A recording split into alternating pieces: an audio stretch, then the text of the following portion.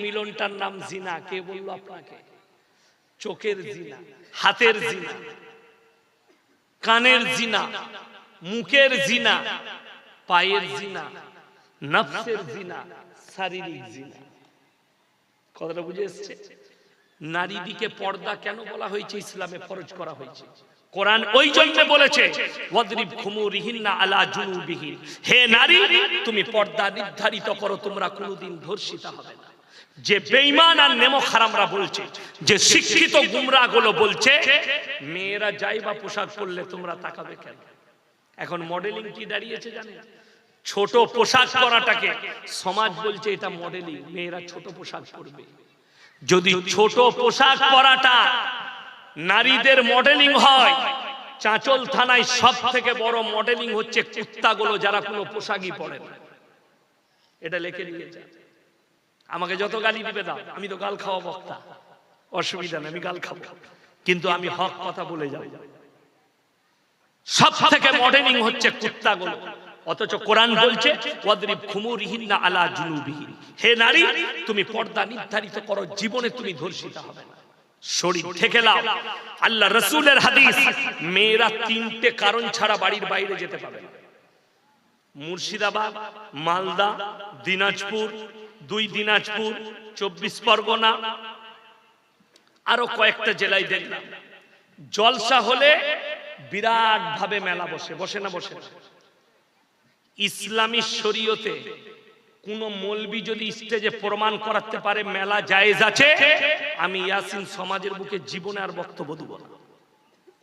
কোন মৌলবি খালি বলে দে স্টেজে যে আপনি ভুল বলছেন, মেলা বসানো যাবে। মেলা হারাম, এই জন্য হারাম, নারী পুরুষ এক কাছে হলে তৃতীয় নম্বর যে ব্যক্তি হাজিরি দেয় তার নাম শয়তান।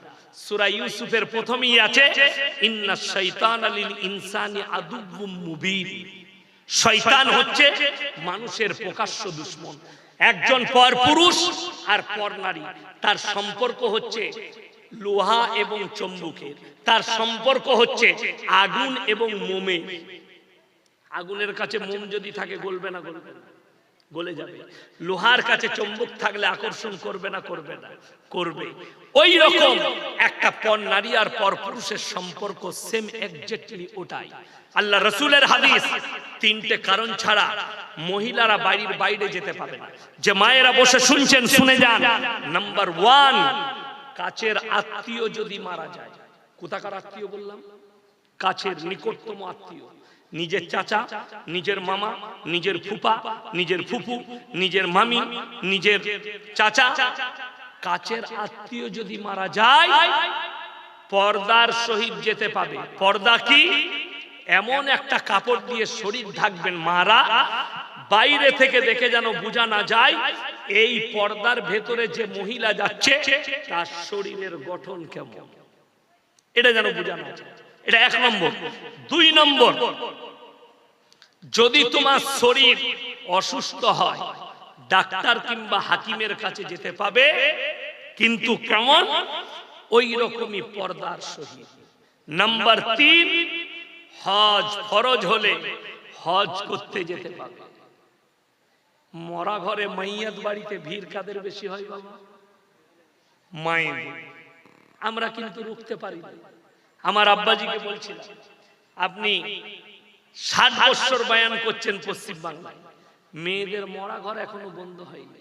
এত মৌলবি এত বয়ান করলো, মেয়েদের মরা ঘরে ভিড় কমাতে পারল না। কেন?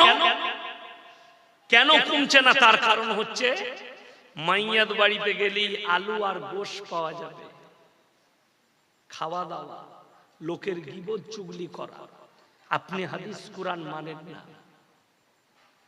আল্লাহ রাসূল সাল্লাল্লাহু আলাইহি সাল্লাম বললেন, কোন বাড়িতে যদি মাইয়াত হয় 3 দিন তার বাড়িতে চুলা জ্বলতে দিও না, এটা প্রতিবেশীর হক। আর আমাদের সমাজে যার বাড়িতে মাইয়াত হয়েছে তার বাড়িতেই গরু জবাই করে খানা করে খায়। এটা আমাদের সিস্টেম, আমাদের মুসলিমদের। আমার ভাই অনুরোধ করে বলে যাচ্ছে, মায়ের দিকে অনুরোধ করছি, পর্দার মধ্যে এসো। অনেক জুনার মনে মনে হবে আমরা পোশাক পরবো, পুরুষরা আমাদের দিকে তাকাবে।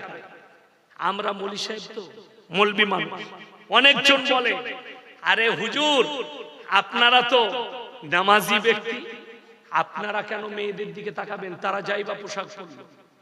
নাউজুবিল্লাহ, কত বড় বেহুরমতি কথা। আল্লাহ আমাদের মধ্যে নফস দিয়েছে না দেয়নি? দিয়েছে। গত বছরে বাংলাদেশের কয়েকটা মেয়ে রাস্তায় ন্যাংটো হয়ে দাঁড়িয়ে প্রতিবাদ করছিল, ন্যাংটো উলঙ্গ অবস্থায়, আমাদেরকে পোশাকের স্বাধীনতা চাই, আমরা পড়তেও পারি নাও পড়তে পারি, আমাদেরকে যেন বাধা না দেওয়া। নাউজুবিল্লাহ। আমি বললাম এদের থেকে বাংলাদেশের কুত্তাগুলো অনেক ভালো, কুত্তাগুলো এই নারীগুলোর থেকে। শুনেলেন সূরা ইউসুফ নবী তিনি নিজে বলছেন ওয়ালাকাত হাম্মাদ বি ওয়া হাম্মা বিহা লাউলা আররা বুরহানা রাব্বি। জুলাইখা যখন নিজেকে বেবস্ত্র করে ইউসুফ নবীর সামনে এসেছে, নিজের শরীরকে দেখিয়েছে, ইউসুফ নবী বলছে শয়তান আমাকে ধোঁকা দিচ্ছিল, আল্লাহ বাঁচিয়েছে। জোরে বলুন সুবহানাল্লাহ। নবী পয়গম্বর আল্লাহ বাঁচিয়েছে, কিন্তু আমরা তো আর পয়গম্বর নয়, আমরা মানুষ। নবীরা কি মাসুম? নবীরা কি বললাম? মাসুম। নবীরা কি জান্নাতি? নবীরা কি জান্নাতি। আল্লাহ তাআলা হর হালতে নবী পয়গম্বরদের হেফাজত করেছেন। ইউনুস নবী মাছের পেটে 40 দিন, আল্লাহ মাছকে হজম করার হুকুম দেয়নি। জোরে বলুন সুবহানাল্লাহ। নূহ নবী নৌকার উপরে, গোটা পৃথিবী উতাল পাতাল চলছে, দরিয়া 1250 ফুট উপরে পানি। নূহ নবী দোয়া করলেন বিসমিল্লাহি মাজরিহা ওয়া মুরসাহা ইন্না রাব্বি লাগফুরুর রহিম। আল্লাহ পানিকে হুকুম দিলে তোমার আর লড়ার ক্ষমতা নেই, আমার নূহ নবীর নৌকাটা স্থির করে দাও। পানি স্থির হয়ে গেছে আল্লাহর হুকুমে। জোরে বলুন সুবহানাল্লাহ। আগুনে ছুড়া হয়েছে ইব্রাহিম নবীকে, আল্লাহ তাআলা আগুনকে বললে কুল্লা ইয়া নারুকুনি বারদাও ওয়া সালামান আলা ইব্রাহিম, হে আগুন তুমি ক্ষান্ত হও আমার ইব্রাহিমের জন্য। ইব্রাহিমের একটা পশম পর্যন্ত আগুন জ্বালাতে পারেনি। জোরে বলুন না সুবহানাল্লাহ। আপনি বিশ্বাস রাখুন। মায়ের দিকে অনুরোধ করছি 5 ওয়াক্তের নামাজি হন, আপনার বাড়িতে শান্তি আসবে, বাড়িতে বরকত আসবে, আপনার বাড়িতে শান্তি পাবেন, খেয়ে শান্তি পাবেন। যারা মনে করছেন টাকায় সুখ আছে, তাদের দিন বুঝে আসেনি, আল্লাহকে চিনতে পারেন। টাকায় যদি সুখ থাকতো, বড় লোকরা সব থেকে দামি খাবার খেত, আমরা গরিব মৌলবি আমরা কোথা থেকে পেতাম? কথাটা বুঝতে পারেন? একটা ইমামের বেতন 5000, একটা মৌলবির বেতন 10000। আমার মাদ্রাসায় আমার বেতন হচ্ছে 11000 টাকা। 11000। তাহলে এত দামি দামি খাবার আমাদের দস্তরখান, অনুভব করা যায়। আল্লাহর রাস্তায় যারা থাকবে দিনের পথে, আল্লাহ ইজ্জতের রুজি মৃত্যুকাল পর্যন্ত দিবে। আর রুজিটা ইজ্জতের রুজি মানে দেশি মুরগি আর খাসি নয়। ইজ্জতের রুজি মানে দস্তরখান আপনার সামনে লাগবে, খাবারের প্লেট আপনার কাছে আসবে। আপনি বাড়িতে খানা খাচ্ছেন, শুনেলেন হে আমার চাষিবাসী ভাইয়েরা, আপনি কাজ করেন, চাষ করেন, মাঠে খাটেন, আপনি মনে করছেন আমি সুখী নয়। আপনি চলে যান কলকাতায়, ফ্ল্যাটে বাস করে 1 কোটি টাকা, করোড় টাকার মালিক, কিন্তু রাতের বেলায় মদের বার থেকে মদ খেয়ে এসে সোফার উপরে স্বামী পড়ে আছে আর বিবি কুত্তার সঙ্গে শুয়ে আছে।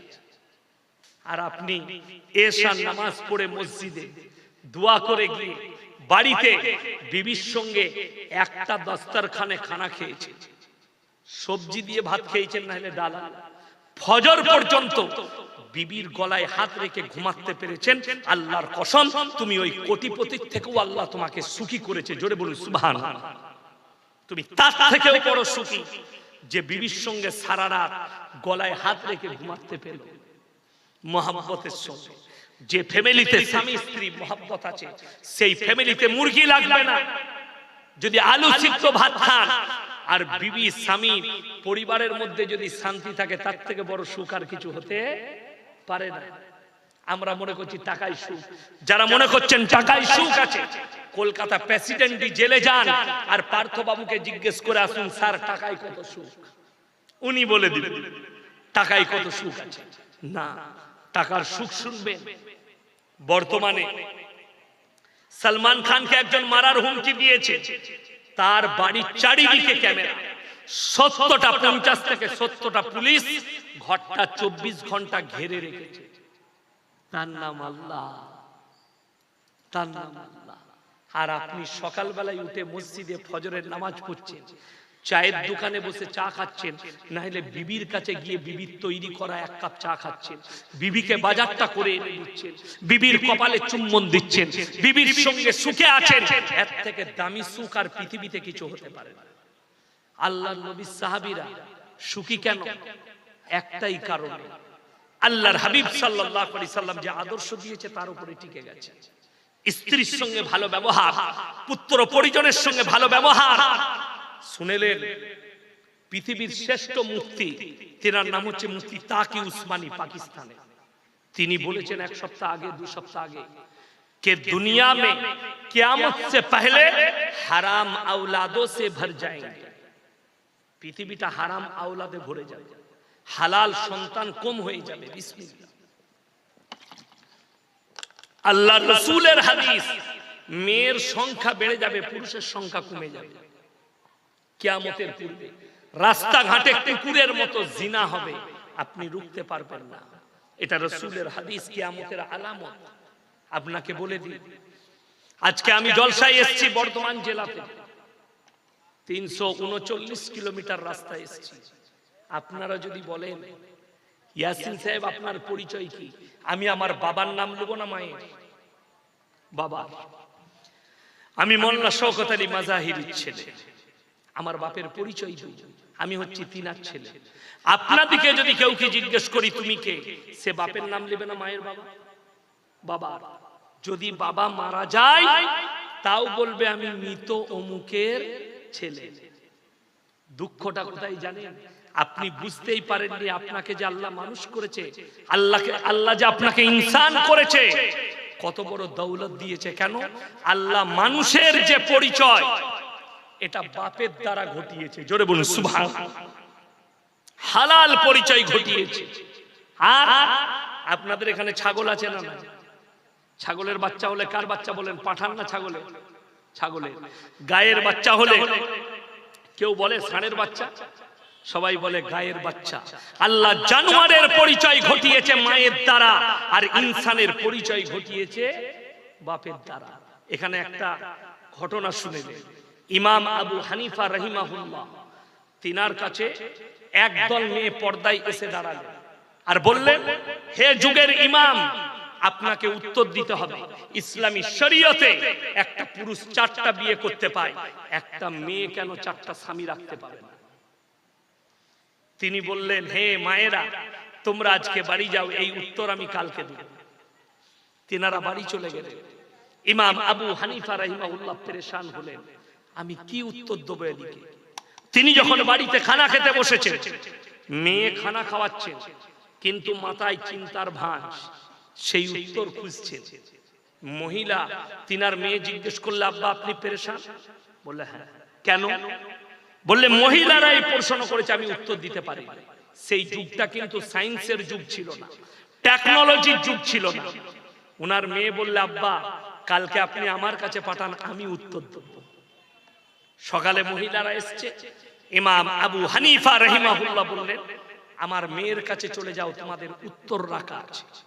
সেই মহিলারা যখন তিনার মেয়ের কাছে এলেন, তিনার মেয়েকে বলছেন, তুমি কি উত্তর দিবে? বলে হ্যাঁ, কিন্তু একটা কাজ উত্তর দেবার আগে। বলে কি? সমস্ত মহিলার হাতে একটা করে রেওয়ায়েতে আছে কটোরা ধরিয়েছেন, বাটি। এটা নিয়ে তোমরা পর্দার আড়ালে যাও আর নিজের নিজের স্তন থেকে দুধ বের করে নিয়ে এসো।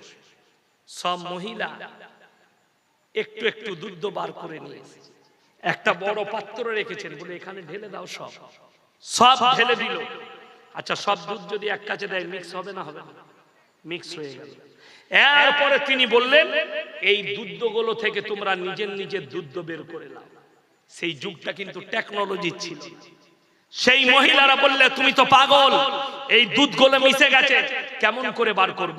বলে এই মহিলারা শোনো, তোমরা যদি 4টা পুরুষ রাখতে চাও, এই দুধের মিশে যাওয়ার মতো সন্তানটা কার সংশয় দাঁড়িয়ে যাবে, যুদ্ধ হবে পৃথিবীতে, মারামারি কাটাকাটি হবে। কেন? নারীর পেটে সন্তান জন্মগ্রহণ করে, তোমাদের মধ্যে আর জানোয়ারের মধ্যে কোনো পার্থক্য থাকবে না। কেন? আর ইনসানের পরিচয় আল্লাহ বাপের দ্বারা ঘটিয়েছে, জানোয়ারের পরিচয় মায়ের দ্বারা। জোরে বলুন না সুবহানাল্লাহ।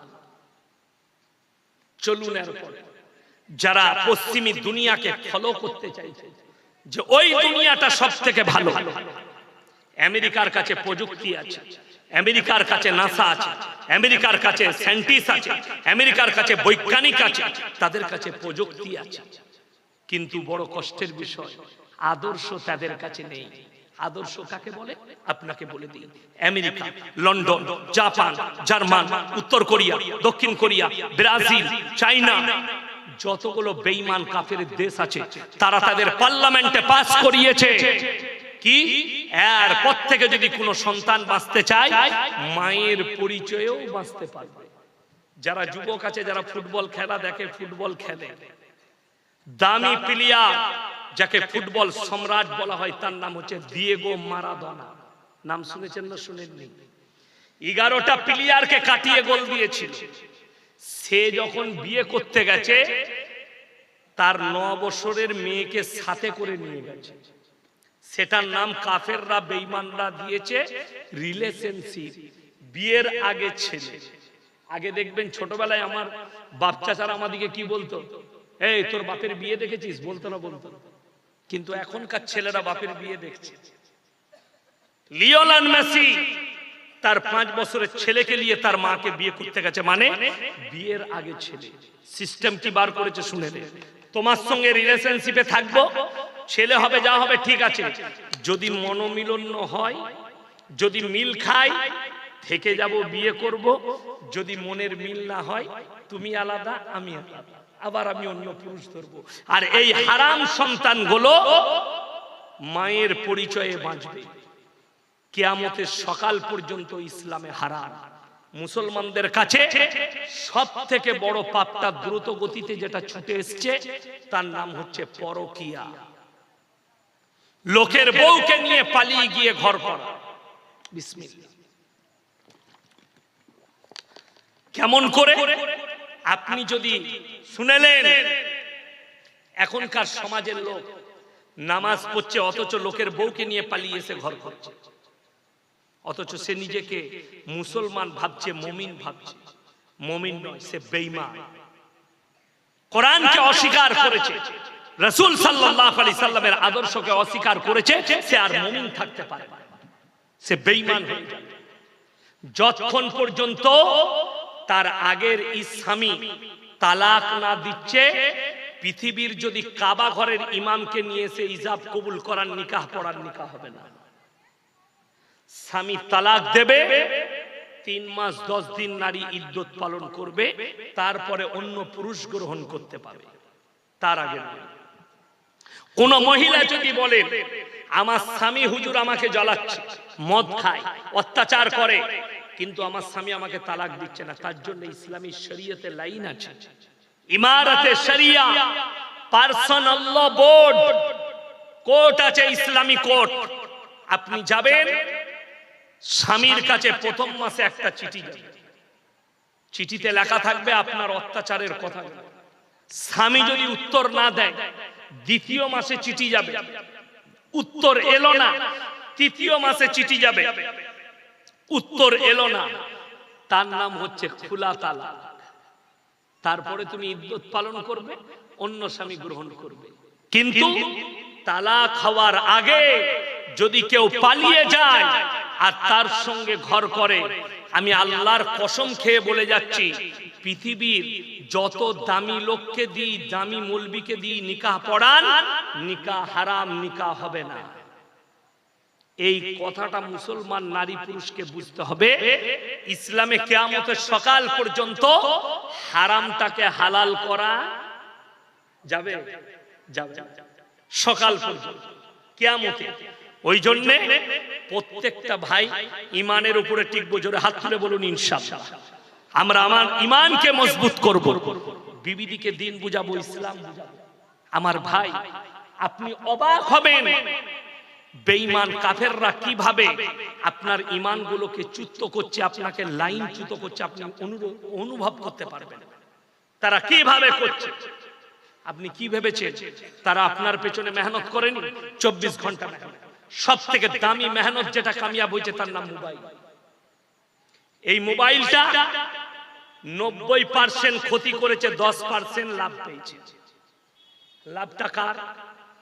যারা ব্যবসায়ী তাদের, যারা কাজ কারবার করে তাদের।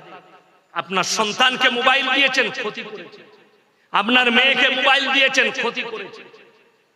বড় ক্ষতি যতগুলো ছেলে মেয়েকে তাদের বাবা মারা মোবাইল কিনে দিয়েছে, আর এই মোবাইলের দ্বারা জিনায় লিপ্ত হয়েছে, ওই পাপের ভার মা বাবারাও পাবে। লিখে নিয়ে যান, মা বাবারাও পাবে। বেশিরভাগ স্কুল কলেজের ছেলেরা নিজেদের যৌবনকে শেষ করে দিচ্ছে বিবাহে, তারপরে তাদের দাম্পত্য জীবনটা শেষ হয়ে যাচ্ছে। পুরুষের দাম্পত্য জীবন শান্তি নেই, সুখ নেই। তারা মৌলবীর কাছে ছুটছে, ডাক্তারের কাছে ছুটছে, ওষুধওয়ালার কাছে ছুটছে, যে যা হোক করে ওষুধ দেন, আমার যৌবন ক্ষমতা শেষ। বহু একটা নদিয়া ডিস্ট্রিক্টের ছেলে, কোন জায়গার বলবো না, আমাকে ফোন করে বলছে, হুজুর আমি এমন একটা পাপে জড়িয়েছি, আমি প্রত্যেক দিন নামাজও পড়ি, 5 ওয়াক্তের হস্তমৈথুন করি। আমি বললাম নাউজুবিল্লাহ, তুমি এত বড় পাপে জড়িয়ে কি করব হুজুর, কি করে বাঁচবো? আমি বললাম তোমার কাছে মোবাইল কি আছে? বললে অ্যান্ড্রয়েড মোবাইল আছে, স্ক্রিন টাচ। আমি বললাম মোবাইল বেচে দাও, ছোট মোবাইল কিনো কথা বলার জন্য। 3 মাস না হলে মোবাইলটা সুইচ অফ করে মায়ের হাতে বাবার হাতে দিয়ে দাও, যদি বাঁচতে চাও। নামাজ পড়ো, প্রতি নামাজের পরে 100 বার ইস্তেগফার পড়ো, আল্লাহ তোমাকে হেফাজত করবে। আল্লাহর কাছে কাঁদো আল্লাহ পাপ থেকে। তোমার যদি মনে হয় আমার বিয়ে করা জরুরি, তো খুব তাড়াতাড়ি তুমি বিবাহ করে নাও। ছেলের যদি উপযুক্ত বিবাহ বয়স হয়, আর কোন মা বাবা যদি তার বিয়ের জন্য কোন রকমের কোন ভ্রুক্ষেপ না দেয়, সেই ছেলের নিজের পছন্দ মতো বিয়ে করা জায়েজ আছে। আপনাদের জানা নাই মাসলা? যদি কোন মা বাবা, আমাদের সমাজের কি উদ্দেশ্য, নিজের পায়ে দাঁড়াও তারপরে বিয়ে করবে, কিন্তু ইসলাম এটা বলেনি। রুজির মালিক সকলে বলুন কে? রুজির মালিক যদি আল্লাহ হয়, আপনাকে, আমার যেদিনে বিয়ে হয়েছে, আমার যখন বিয়ে হয়েছে, আমার মাদ্রাসায় কত বেতন ছিল জানেন? 2000। কত বললাম? 2000 টাকা বেতন। আমার আব্বাজি বললে, রুজির মালিক আল্লাহ, তুমি বিবাহ করো। আল্লাহ সুখী করেছে। আজ পর্যন্ত যেদিনে 2000 ছিল, সেই দিন থেকে আজ পর্যন্ত কোনোদিন আল্লাহ অভাব দেয়নি। আপনার বিশ্বাস আর ইয়াকিন আল্লাহর উপরে থাকতে হবে। আপনার বিশ্বাস আল্লাহর উপরে থাকতে হবে যে রুজির মালিক আল্লাহ। ওই জন্য তো কোরআনে আছে, ওয়ালা তাকতুলু আওলাদাকুম খাশিয়াতা ইমলাক নাহনু নারযুকুহুম ওয়া ইয়্যা। তোমরা দরিদ্রতার ভয়ে তোমাদের সন্তানকে কতল করো না। যারা মায়ের পেটের বাচ্চাকে নষ্ট করে, কতল করে দেয়। আমি একজন আমার উস্তাদকে জিজ্ঞেস করলাম, मुफ्ती यूसुफ साहब ताउली कि हजरत जो लोग अपने पेट के कोख के बच्चे को कत्ल कर मार देते हैं दवाई से, इंजेक्शन से, इनका क्या होगा? हजरत बोले, भाई उनको कहो कि अल्लाह से माफी मांगे और अल्लाह का मर्जी है या माफ करे या ना करे, ये अल्लाह का मर्जी है। বড় পাপ পেটের সন্তানকে কতল করা। যারা মনে করছেন আমার স্ত্রীর পেটে 5 মাসের বাচ্চা নষ্ট করে দিয়েছি, লিভার প্রয়োজন মনে করি, অভাবের ভয়ে, তারা কান খুলে শুনে যান। যারা অভাবের ভয়ে নষ্ট করেন আর মনে মনে ভাবছেন রক্ত হয়ে নেমে গেছে পিশাবের রাস্তা দিয়ে, পায়খানার চেম্বারে নদ নদী নালায় পৌঁছে গেছে, তাদেরকে কোরআন শোনাচ্ছি 29 পারা সূরা কিয়ামা। আল্লাহ কসম খেলেন, লা উকসিমু বিয়াউমিল কিয়ামা, আমি কসম খাচ্ছি কিয়ামতের দিনে, ওয়ালা উকসিমু বিন্নাফসিল লাওয়ামা, আর আমি কসম খাচ্ছি ওই সমস্ত আত্মার, আয়াহসাবুল ইনসানু আল্লা নাজমা ইদামা বালা কাদিরিনা আলা আন নুসাউবিয়া বানানা, যারা মনে করে আমরা মরে যাওয়ার পরে, মিটে যাওয়ার পরে আল্লাহ পুনরায় কি করে দাঁড় করাবেন। আল্লাহ উদাহরণ দিয়েছেন কোরআনে, এক জায়গায় অন্য জায়গায় বলেছেন, এই যে ঘাস দেখছেন এগুলো বৃষ্টি হওয়ার কারণে বের হয়েছে না হয়নি? বৃষ্টি হওয়ার কারণে। আচ্ছা, বৈশাখ জ্যৈষ্ঠ মাস এলে এই ঘাসগুলো থাকবে না মরে যাবে? সব শুকিয়ে মারা যায়। আল্লাহ কোরআনে বললেন, যেমন ভাবে ঘাস মারা যায়, আবার আষাঢ় মাসে বৃষ্টি বর্ষণ করে আমি আল্লাহ তাদেরকে জীবিত করে তুলি, ওইভাবে মানুষকে পুনরায় জীবিত করার ক্ষমতা আমার আল্লাহর আছে। জোরে বলুন সুবহানাল্লাহ। বালা কাদিরিনা আলা আন নুসাউবিয়া বানানা বাল ইউরিদুল ইনসানু লিয়াফজুরা আমামা, শুধু মানুষের আকৃতি নয়, তোমাদের আঙ্গুলে যে দাগ আর লাকির আছে, আমি ওইভাবে মানুষকে পুনরায় জীবিত করব। আপনার চোখ দিয়ে পানি আসা দরকার। যারা পেটের বাচ্চা সন্তান নষ্ট করছে, যারা বাচ্চাকে নষ্ট করে দেয়, সেই মা দিকে বলবো, নামাজের পাটিতে যে আসে সে সবাই নিজের রুজি মেপে আসে। আমি একজন সনাতনী বোনকে দেখলাম দিল্লির মাটিতে দাঁড়িয়ে বলছে, মুসলমান 10-10 बच्चे लेते हैं, मुसलमान 5-5 बच्चे लेते हैं, मुसलमान 4-4 बच्चे लेते हैं। বড় কষ্টের বিষয় যে বলছে মুসলমান 4-4 बच्चे लेते हैं, 5-5, तो सरकार नौकरी कहां से देगी, मकान कहां से देगी, नौकरी कहां से देगी, रोटी रोजी कहां से देगी। मेरे बहन, तुम अपने भगवान पे विश्वास नहीं करती, लेकिन हम अल्लाह पे विश्वास करते हैं कि रोजी देने वाला, সকলে বলুন কে? আল্লাহ। ये हम विश्वास करते हैं, लेकिन तुम नहीं करती। কেন? শুনেলেন, যারা বলছেন যে মুসলমানরা 10টা করে ছেলে মেয়ে লাই, রবীন্দ্রনাথ ঠাকুর বাপের 9 নম্বর সন্তান ছিল। কত বললাম? 9 নম্বর। যোগীরা 7টা ভাই, মরহুম তারাজালি, দারাজালি, দারাকান্দি 500 টাকা দিয়েছে, মাশাআল্লাহ। শুনেন, প্রত্যেকটা ভাইকে বলে যাচ্ছি, যে আসছে সে রুজি মেপে আসছে, কেউ নিজের পেটের সন্তানকে কতল করবেন না। লাস্টে বলবো, আল্লাহ যাদেরকে মাল দিয়েছে, 3 জন যদি হাত পাতে